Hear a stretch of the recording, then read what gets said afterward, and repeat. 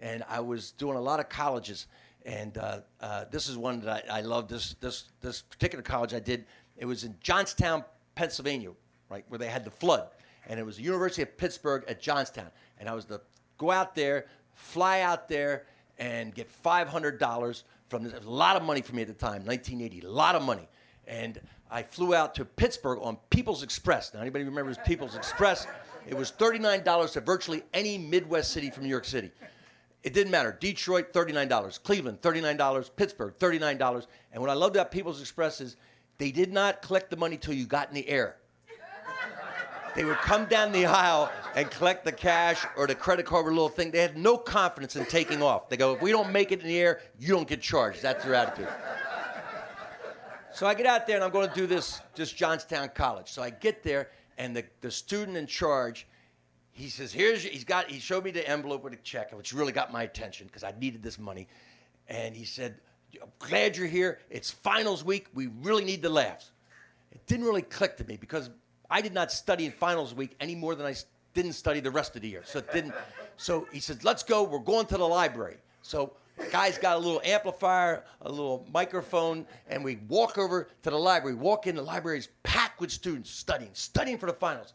And he walks in, and the guys, they know he pays attention. The guy sets up the little amplifier, plugs it in, puts the mic. The guy looks at me like, gives me that, watch this thing. And he takes the mic and he puts it in front of the speaker, and a whole back, just go, the feedback happens, and the whole library snaps attention. He goes, all right, study break, study break, study break. We're going to do some comedy. And they just start screaming. He thought it was going to be some sort of like John Belushi food fight call, for fun.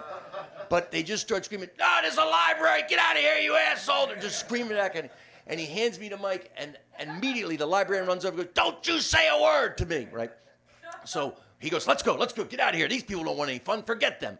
So he still got the check, so I follow him, and we go over to the student union building where the exact same thing happened, man. We walk in the student union building, people are studying everywhere in this little area. He sets up the mic, and before he plugs it in, somebody yells, don't you dare turn that on. We're studying for finals. He goes, and he starts arguing. You people don't want any fun? You don't want any fun? I think you need some fun. We need to study. We're trying to stay in school. They're having this argument. He's still got the checks. He goes, he says, let's go. We're going to my dorm. So I follow him to his dorm. We go into the dorm. It's the TV lounge for this dorm. There's a TV up there, and there's all these people studying. The TV's not even on. And he sets me up in front of him. He says, do it right here. And so I do my act to these people who are studying, and they don't even look up at all. Nobody. And any comic knows my 45 minutes or whatever I plan to do just shrank to about 8-minute lecture. It went from a 45-minute comedy show to an 8-minute lecture. And I just do it, and I just finish it, and I get the check from him, and I'm leaving to go out to get to my rental car to go back to People's Express. And one of the students runs out from the TV lounge and grabs me and says, hey, man, you were funny, but we were afraid if we laughed, you'd go longer.